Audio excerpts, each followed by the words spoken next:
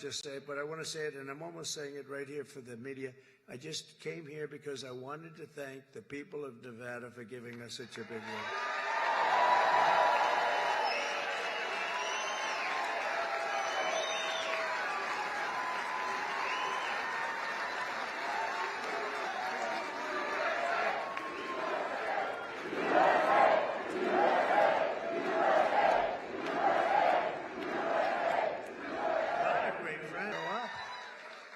Put more money in your pocket, secure our borders, restore law and order to our cities, and we're going to make America great again. And for 4 long years, the last administration waged war on the American middle. Nobody wanted to mess with us. They had a lot of wars. We're trying to put them out. We'll get them put out. Don't worry, we'll get them put out. We were headed to World War III. I'm telling you, we would have had problems like you wouldn't believe. They shut down American energy, buried you in crippling regulation, imposed hidden taxes, and spent trillions and trillions of dollars on waste, corruption, and radical left lunacy. These were lunatics. The result was the most brutal inflation in a half a century, perhaps ever, in this country, I think ever, and soaring prices for food, groceries, and other household goods. The people of Nevada are now paying nearly $1,200 per month more to make ends meet since I left office. Think of that, $1,200 at least. But since I became the 47th president at noon on Monday, I've been moving with urgency and historic speed to fix every single calamity of the Biden administration that they've created. And this week alone, I took nearly 350 executive actions to reverse the horrible failures and betrayals that we inherited from a group of people that didn't know what the hell they were doing, what they've done to this country, especially the open borders, where they have, think of it, 21 million people came in. Many of them are criminals, murderers. Well, we're getting them out. You see it. You see it yesterday, first day. Our message could not be more clear. America's decline is over. American decline is over. We're laughed at all over the world. Now we're not laughed at anymore, I'll tell you. What the world witnessed this week is nothing less than a revolution of wealth creation for everyone and also common sense. It's about common sense. It really is. We're the party of common sense. On day one, I directed every member of my cabinet to, and by the way, Pete Hegseth got approved.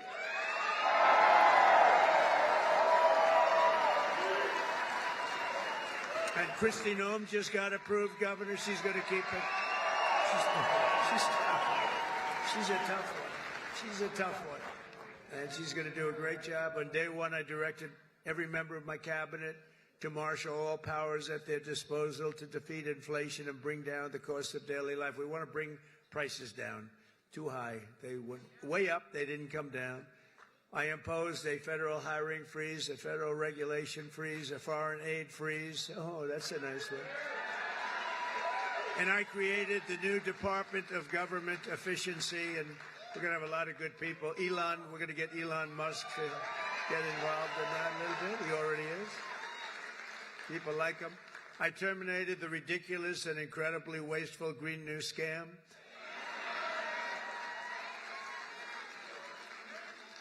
Wasn't the environment supposed to eat us up like in 12 years? But that was like 13 years ago. What happened? We're still here. We're still here. Remember, we have 12 years to live. Remember that? Done by somebody that never even took a course on the environment. AOC +3. Do you remember those three? They were telling us about the environment. AOC +3. This action alone will save hundreds of billions of dollars of American taxpayers' money. I withdrew from the one-sided Paris Climate Accord. And I canceled the insane and costly electric vehicle mandate, keeping my sacred pledge to America's auto workers. Boy, did we get a big vote with the other room. We got a tremendous vote from the Teamsters. Thank you. They pointed like one guy over. But they voted for us in the millions, so we had a lot of Teamsters voting for us. I withdrew from the World Health Organization. where we paid $500 million a year and China paid $39 million a year, despite a much larger population. Think of that. China's paying $39 million to have 1 point. We have no idea. We go up, but we're going down a little bit now. You don't mind that, do you? Going to take some bad ones out. I withdrew 4 years ago, but Biden immediately went back for even more money. I mean, he went back, and they offered me at $39 million. They said, we'll let you back in at 39. So we're going to reduce it from 500 to 39. I turned them down because it became so popular. I didn't know if it would be well received even at 39. But maybe we would consider doing it again. I don't know. Maybe we would. They have to clean it up a little bit. But China pays $39 million for $1.4 billion, and we're paying $500 million for $325 million. I don't know. What the hell is wrong with these people? And then when Biden went back in, they immediately went back in. They paid more than we were paying in the first place. They paid more than the $500 million. So they knew they could have had it for 39. They paid more. You wouldn't do that, Joe, right? Now think of it. They know they have a deal at 39, so that $525 million. What the hell? Man, oh man. It infuriates you, doesn't it? I declared a national energy emergency to unlock the liquid gold under our feet and pave the way for rapid approvals of the new energy infrastructure. The United States has the largest amount of oil and gas of any country on earth, and we may be a very substantially enlarged country in the not-too-distant. Isn't it nice to see, for years, for decades, we're the same size to the square foot. Probably got smaller, actually. But we might be an enlarged country pretty soon. And one of the things we're going to be doing is drill, baby, drill. Because that's going to bring everything down. It's going to bring everything down.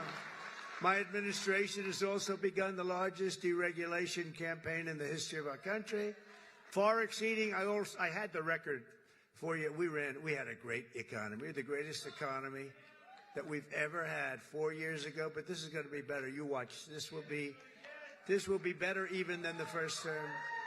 And the reason I got elected was because of the first term. Somebody said, what was the reason you got elected? I mean, you won by so much. I said, my first term. That's all I did. I just said, well, take a look at the numbers. Take a look at the numbers. In total, the Biden administration imposed $50,000 in additional regulation costs on the average American. And think of this. The average American was paying much more than $50,000, and to eliminate 10 old regulations for every new regulation. So if we put in a regulation, we have to get rid of 10. That's what I did. I did it 1 in 7. We're going to do 1 in 10 this time, which will soon put many thousands of dollars back into your pockets and the pockets of American families. As a result of the reforms, we've just begun to implement economic confidence, and it's soaring. So this week, Oracle, OpenAI, and SoftBank announced Stargate, a $500 billion investment in AI infrastructure, which is going to be very big for Nevada, I have to tell you, the largest in history, and which will create an estimated 100,000 American jobs. Saudi Arabia just said that they're going to invest at least $600 billion. This is because of the election, by the way. And I believe they'll make it $1 trillion. I'm going to ask them to make it $1 trillion. What the hell? The money means nothing to them. You know where they made their money? From liquid gold, right? They got a lot of liquid gold. We have more. We have more than Saudi Arabia. They've got a lot. We've got more. We got more than anybody. We just don't use it because of the environment. These people are crazy. And many other companies likewise are looking to invest, but I don't have enough time to do that. And we have a lot of news conferences. Everybody wants to have a news conference. They're calling up by the hundreds. We want to have a news conference. We're going to invest $12. I said, no, I don't do that. I said, it's got to be $1 billion or more for a news conference. It's $1 billion or more. Just 2 days ago, because of our tariff plans, Stellantis announced, that's a very good automobile company, the revival of its Belvidere, Illinois plant, saving 1,500 American auto jobs. that were previously headed to Canada, along with major investments to expand American auto production in Detroit, Michigan, Toledo, Ohio, and Kokomo, Indiana. Good place. All of these investments are happening only because of our historic victory. And if we didn't win, it'd be just the opposite. They're pulling out. They were pulling out. They were really pulling out. So they would be withdrawing money. Our country was on the verge of some of the very bad things, and bad things were happening. And now there's light not only over America. I've heard it from even our enemies. They call up and they say, there's light over the world right now. They hate me. Some of them hate me. If they liked me, what's not to like? You know, they'd call up. It's funny. I was told today by one of the big leaders of the world, would call for a telephone call with the President of the United States a year ago.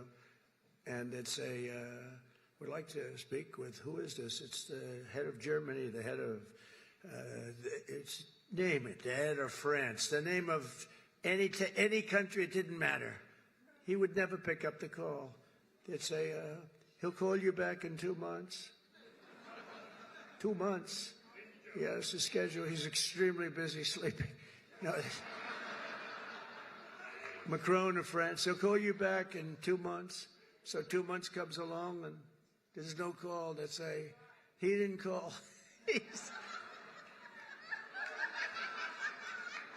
The stories are, I mean, these stories are not very exaggerated. I want to tell you, they're a little bit for laughter, but, you know, it's only for laughter. The fake news will say, oh, he exaggerated. It was only 1 month, you know. But he'll say he called you back, and then he'd never call, and then they could never get him on the phone. And the problem I have is that when I speak to and I speak to them immediately, they'll say, could we speak to the president? Would that be possible? We could do it any time over the next month. They're so used to this, right? I say, no, I'll pick it up right now. Is he on the phone? Yeah, hello, how you doing? That's what, you know, get it over with, right? Get it over with. The only problem, they were so starved for love from the United States, I cannot get them off the phone. I can't get people, if you can't, I say, I have to go now, King, or I have to go now, President. But you can't get them off the phone. They're starved for love. You know, for years they haven't spoken. They didn't even know we had a president, if you want to know. But under our leadership, America is back open for business, and it's really a big deal. It's really a big deal. And they have, though. They said, you know, there's like a light all over the world now. It's not just here. We feel the light over our country. Everyone does. But there's a light all over the world. We've accomplished more in 1 week than other administrations have accomplished in 4 years, and we're just getting started. We got rid of the woke. We got rid of the woke crap. What a lot of stuff.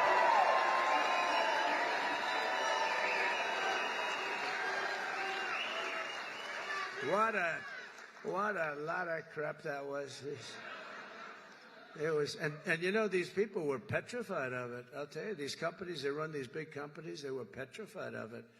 It was like, you know, I don't think they believed it. I'm sure they didn't believe it. Some I know didn't believe it, but they were so afraid. Near the top of the agenda for our historic Republican majorities in Congress is to pass a massive tax cut for American workers and families. Last year, we campaigned across the country in a pledge that I'm sure most of you didn't hear too much about, to take the Trump tax cuts and make them permanent, and that's exactly what we're doing. In the coming weeks, I'll be working with Congress to get a bill on my desk that cuts taxes for workers, families, small businesses, and very importantly, keeps my promise for a thing called, and I know you didn't hear anything about this, and I'm sure it had no influence on the state, the fact that we won this crazy, massive majority, a state that hadn't been won by a Republican in decades.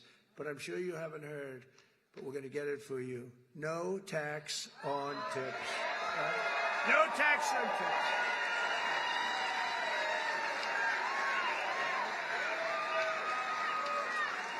So if you're a restaurant worker, a server, a valet, a bellhop, a bartender, or one of my caddies,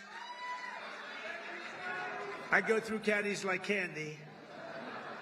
If I play badly, I always blame my caddy.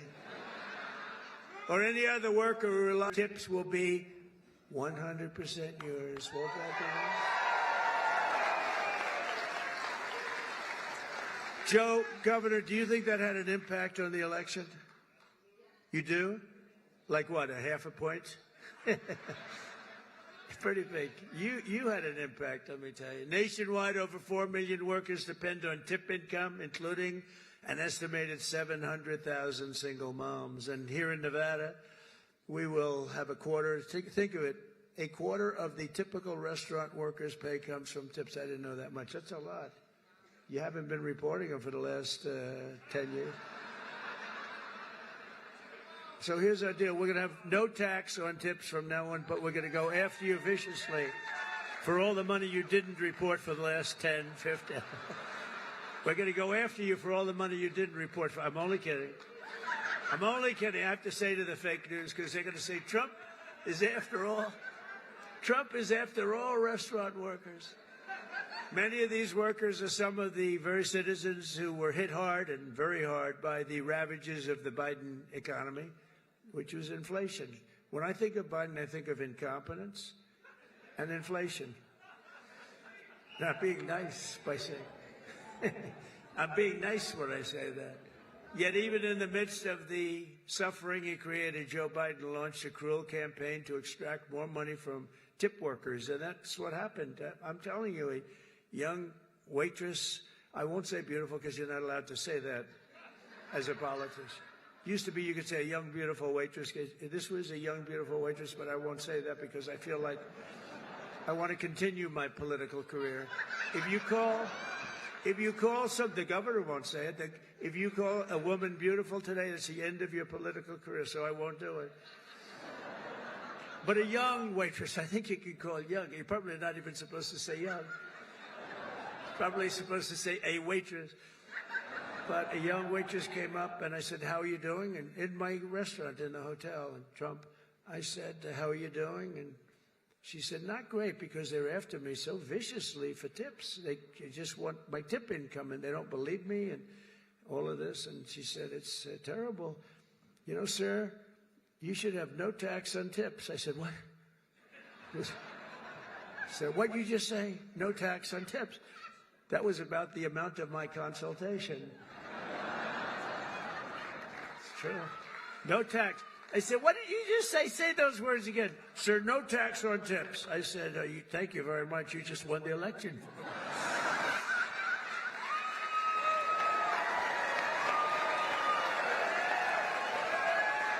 No, we did research into it. I think it's going to be great. But under the Trump administration, the forgotten men and women of our country are going to be forgotten no longer. You know that. They weren't forgotten 4 years ago. On day one, I immediately halted the hiring of any new IRS agents. You know, they hired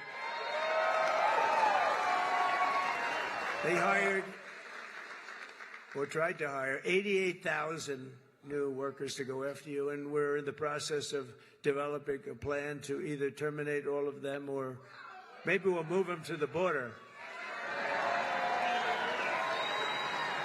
I think we're going to move them to the border. Well, they're allowed to carry guns. You know, they're so strong on guns. But these people are allowed to carry guns, so we'll probably move them to the border. Yeah. She said no tax on it. How about just no tax? You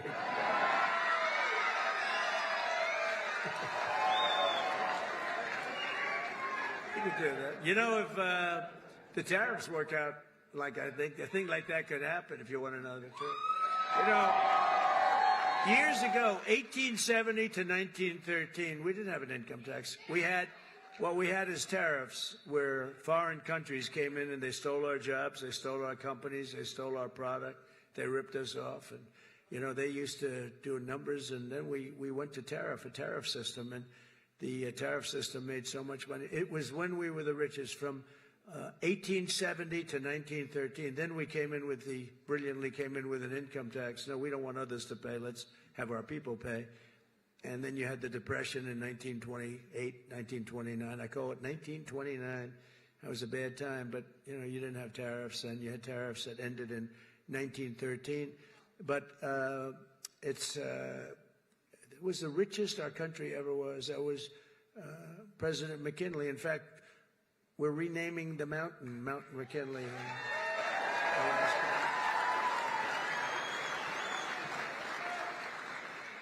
You know what else we're renaming? We're renaming the Gulf of Mexico into the Gulf of America. Well, and Mexico, actually, they were thrilled when they heard. They said, that's nice. A few months from now, when I sign our tax cut into law, we're going to deliver for the tip-earning men and women who make it all work. I mean, it's going to be something very special, I think, for you. It's going to be a big difference.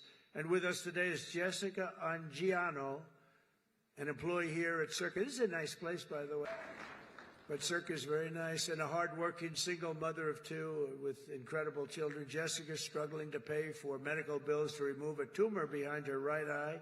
She's had some real difficulty, and she's currently saving up for a second surgery, which will hopefully be very successful, while also paying for her children's daycare. Jessica says that no tax on tips would transform her life. It would make such a big difference. So, Jessica, we're going to get that for you. Where are you, Jessica? You around here someplace, huh?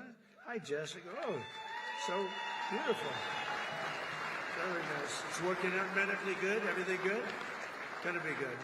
Thanks, you look fantastic. It's good. You look great. Also with us is Lexi York, a 28-year-old cocktail server here at Circa, who's got big dreams of being an entrepreneur.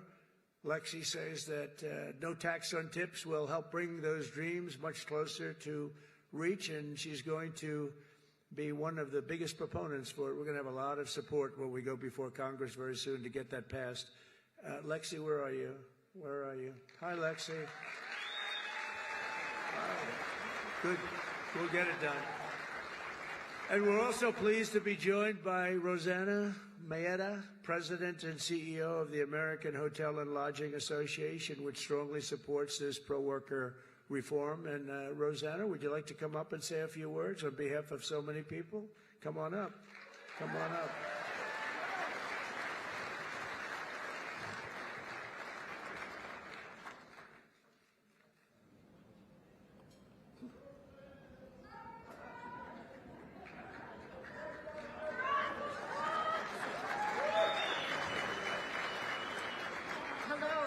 Mr. President, on behalf of the American Hotel and Lodging Association, I'm so honored to be here today. We represent 30,000 members around the country in an industry that represents more than 2 million hotel workers. And I'm here to tell you that the American dream is alive and well in the hotel industry today. It is still one of the few places where you can have and grow your career, starting a job as a housekeeper or a dishwasher or bellhop, to running a hotel, to owning a hotel or a few, and to even becoming the CEO of a global brand or President of the United States. Mr. President, in 2017, the tax bill that you championed cut taxes for so many working families and American workers.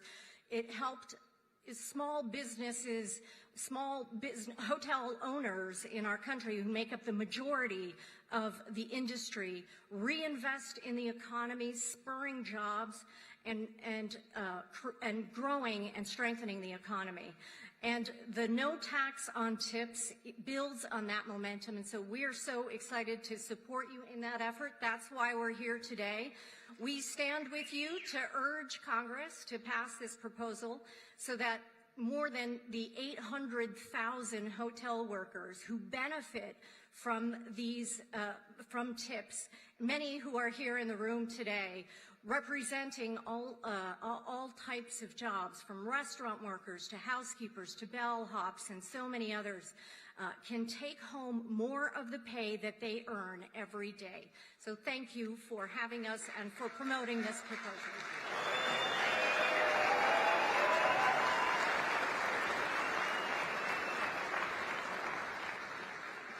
Thank you very much, Jessica. Great. After 4 long years, and these were long years of a government that always put you last. They put America last, they put you last, they put everybody last that was associated with us. You once again have a president who's putting our workers first, putting our families first, and above all, putting America first. And we're going to keep America first, and you see it.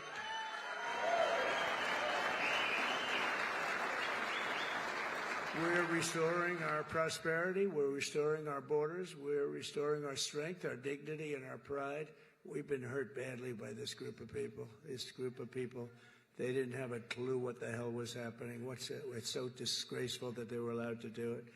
But quite honestly, we're restoring our country within hours of the invasion. Tom Homan is leading the charge. You know that. We like Tom Homan, right? Doing a great job. We immediately halted all illegal entry and began sending every border trespasser and violator back to the places from which they came. I signed an order that will designate the cartels as foreign terrorist organizations. It's a big deal. That's a big deal. Biden didn't want to do that. No, I don't want to do that. Biden didn't know he was alive. He didn't want to do it. He didn't want to do that. I always wanted to do it, you know. I mean, think of it. Is that a terrorist organization or what? And we began to leverage the full and immense power of federal government and state government and enforcement to eliminate the presence of all foreign gangs and criminal networks bringing devastating crime to American soil. And we don't allow people to enter our country and to dump their prisons into the United States of America anymore. When we see that, our people are instructed to do whatever they have to do. They can do whatever the hell they want to do. Throughout this week, the heroes of ICE have been hunting down and arresting hundreds of illegal alien criminals.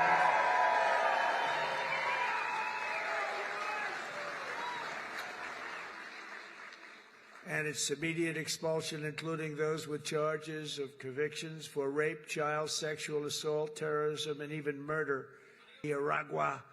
You know that gang? This is not a nice group of people. Our country, so we had them. We had them all over the place. Ask Colorado, the governor of Colorado.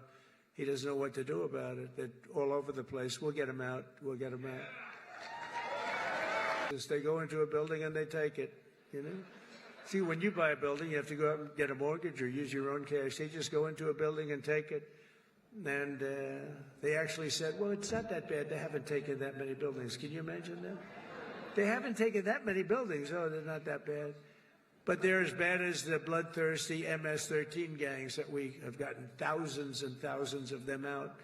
In fact, over 11,000 murderers were released into our country by other countries all over the world because of Biden's open border policy. And when I heard about that, I said, everybody's going to empty out their prisons into our country. I said that. I'd do that if I were heading up any one of the many countries that you know about, not just South America, all over. They take their prisons, their mental institutions, and they empty them out into our country. Can you imagine a person doing this? Can you imagine somebody doing that to our country? For American citizens, January 20th, 2025 was... This week, I also signed an order to end the weaponization of our government against American people and political people like me. We never had a thing like that. He went after his political opponent. Who would have thought he helped me? I think he helped me get elected, Joe. You want to know the truth? I became much more popular. I'm the only guy that ever became more popular when something like that happened. But these guys were just so inept. We had the guy deranged Jack Smith. Deranged. He was a deranged human being. But they thought this way Biden could sneak by and he could win an election, another cheating in another election. That's what it was. But we won. We won. You think that was fun? You think that was easy? It was. To investigate all of the abuses of power, I pardoned hundreds of political prisoners who had been viciously persecuted by the Biden regime. Hundreds of people were persecuted, including Christians, pro-life activists, 2 Washington, D.C. police officers just yesterday, whose lives were destroyed from chasing down a dangerous illegal alien criminal. And, of course, I was very proud to pardon the J6 hostages.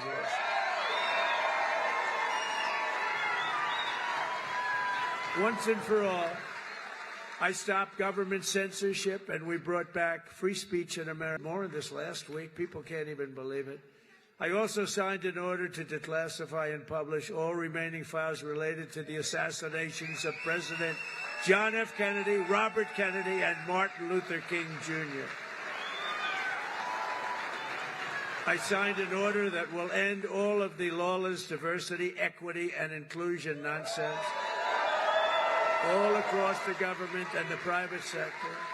We abolished 60 years of prejudice and hatred with the signing of one order, all approved by the United States Supreme Court. We're allowed to do it because we are now in a merit-based world. We're a merit-based country. Did you ever think you were going to hear that again? It's based on merit. If you've got the talent, if you've got the work, the ethic, the whole thing, it's based now on, it's not based on any other thing. It's based on merit. It's based on your capability. The United States has now become, again, a meritocracy. Isn't that a beautiful word, a meritocracy? Based on merit. If you do your job well, you're going to go places. And I made it the official policy of the United States government that there are only two genders, male and female. Male and female.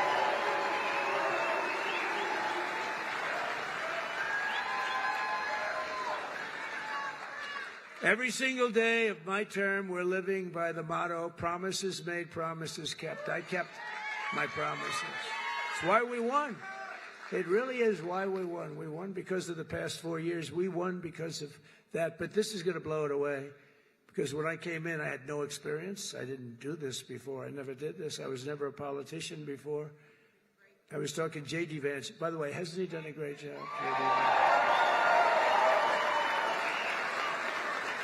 Because J.D. went right to the Senate, and then he went to the vice president and said, J.D., you're really upwardly mobile. He said, you're more so than me. I said, why do you say that?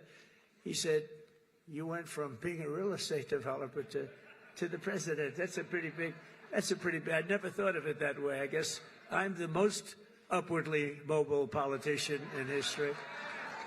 I didn't make any stops along the way.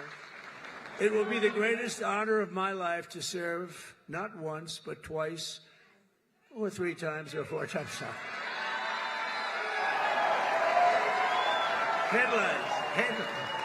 Headlines from the fake news. Now it will be to serve twice. For the next 4 years, I will not rest. I will not yield. And together we will not fail. We will win, win, win. We will bring back the American dream. We're going to bring it back. You know, in recent years, our nation has suffered greatly, but we are going to make it great again, greater than ever before. We'll be a nation like no other, full of compassion, courage, and exceptionalism. That's what we're doing, and that's what it's all about. And you see that. I think you see it more in the last week than you've seen it in years. And I walked up the stairs of that massive plane that's waiting for me, that big 747, and I said, there's no way I'm going to let myself fall, because that was one hell of a... That triple fall was a disaster. I would call that a political disaster. You can fall once, you can fall twice, but you can't fall 3 times. You can't fall 3 times. What a disaster. I've used that in every ad I think I ever did. Our power will stop all wars and bring new spirit of unity to a world that's been angry, violent, and very unpredictable. America will be respected again and admired again, including by the people of religion, faith, and goodwill. We're bringing back religion in this country. We will be prosperous. We will be free. We will be bigger, bolder, and more ambitious than ever before. And together we will make America powerful again. Make America wealthy again. Make America healthy again. We will make America strong again. Make America proud again. We're going to make America safe again. And we will make America great again. Thank you very much. And thank you very much, Nevada. Thank you, Joe. Thank you very much. We'll be back. We'll be back. Thank you. Thank you, my man. Great job. Thank you, everybody.